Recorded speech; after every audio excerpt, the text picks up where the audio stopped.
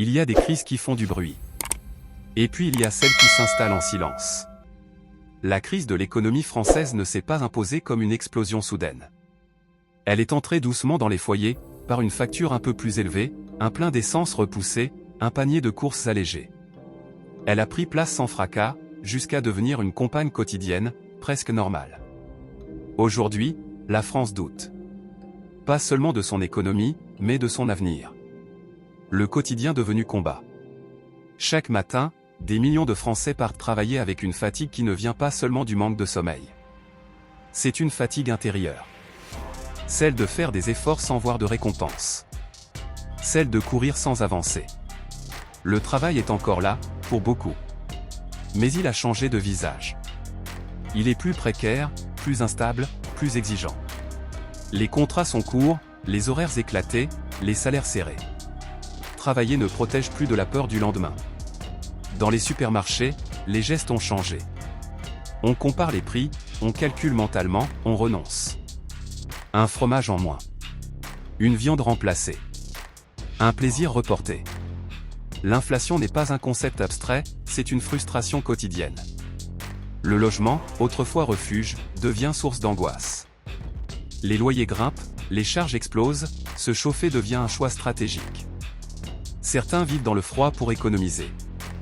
D'autres s'endettent pour tenir.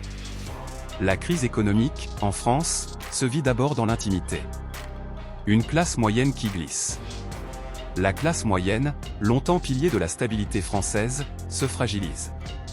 Elle ne s'effondre pas brutalement, elle glisse lentement. Trop riche pour recevoir des aides, trop pauvre pour vivre confortablement.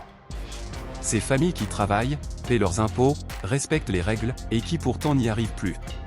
Elles réduisent les vacances, repoussent les soins, renoncent aux projets. L'avenir devient flou. Et avec lui, la confiance disparaît. La dette publique française est immense. Elle ne se voit pas, mais elle est partout. Elle conditionne les décisions politiques, limite les marges de manœuvre, enferme le pays dans une dépendance permanente à l'emprunt. Pendant des années, la dette a servi de bouclier. Pour amortir les crises, soutenir l'économie, préserver le modèle social. Mais aujourd'hui, ce bouclier se fissure. Les taux d'intérêt augmentent. Le remboursement coûte plus cher. Une part croissante du budget de l'État ne sert plus à construire l'avenir, mais à payer le passé. Chaque euro consacré aux intérêts est un euro en moins pour l'école, l'hôpital, la recherche, l'innovation. La dette n'est plus seulement un chiffre. C'est une hypothèque sur demain. La France qui ne produit plus assez. Il fut un temps où la France fabriquait. Où ses usines faisaient vivre des régions entières. Où le travail industriel structurait les territoires. Aujourd'hui, beaucoup de ces usines ont fermé. Certaines ont été délocalisées. D'autres n'ont pas résisté à la concurrence mondiale. La désindustrialisation n'est pas qu'un phénomène économique. C'est une blessure sociale. Derrière chaque fermeture, il y a des familles, des savoir-faire perdus, des villes qui déclinent.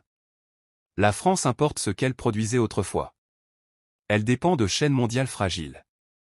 Et chaque crise internationale rappelle cette vulnérabilité. Un chômage qui change de visage.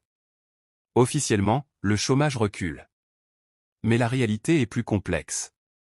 Le travail se transforme, se fragmente, se précarise. Beaucoup enchaînent les contrats courts, les missions temporaires, les emplois mal payés. Travailler n'offre plus toujours une sécurité. L'angoisse du lendemain s'installe, même chez ceux qui ont un emploi. Le sentiment d'injustice grandit. Celui de donner beaucoup pour recevoir peu. Un modèle social sous tension. Le modèle social français a longtemps été une fierté. Une promesse de protection, de solidarité, de dignité. Aujourd'hui, il est sous près. Aujourd'hui, il est sous pression. Les hôpitaux manquent de moyens, les services publics s'éloignent, les retraites inquiètent. Les soignants s'épuisent.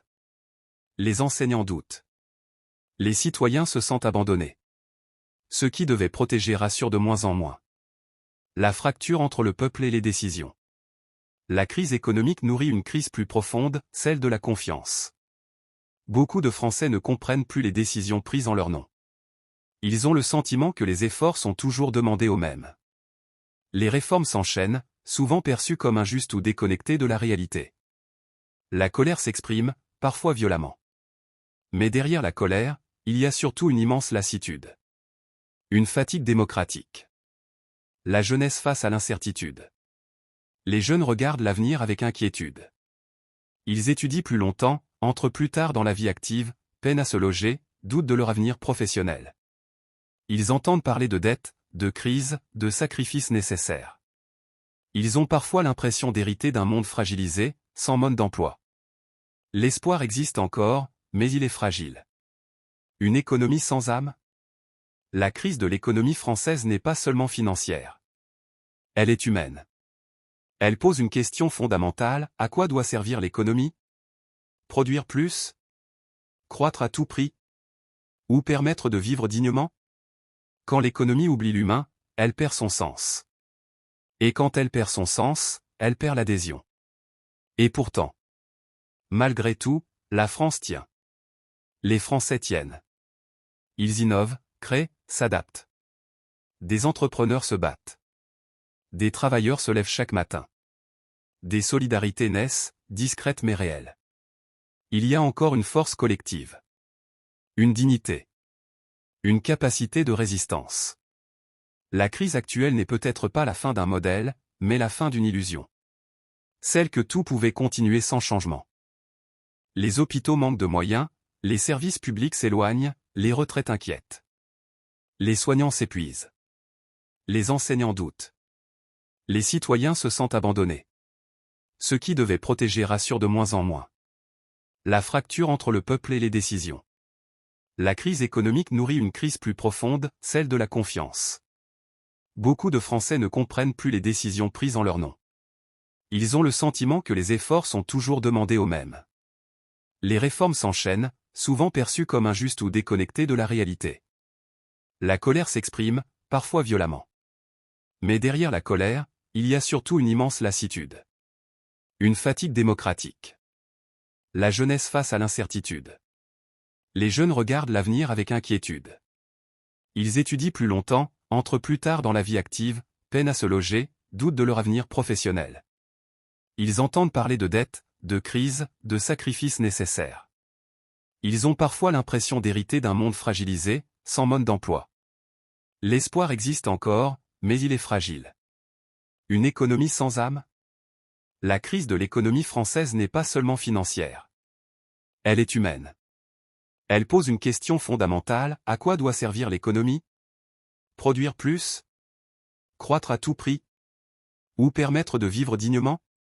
Quand l'économie oublie l'humain, elle perd son sens. Et quand elle perd son sens, elle perd l'adhésion. Malgré tout, la France tient. Les Français tiennent. Ils innovent, créent, s'adaptent. Des entrepreneurs se battent. Des travailleurs se lèvent chaque matin. Des solidarités naissent, discrètes mais réelles.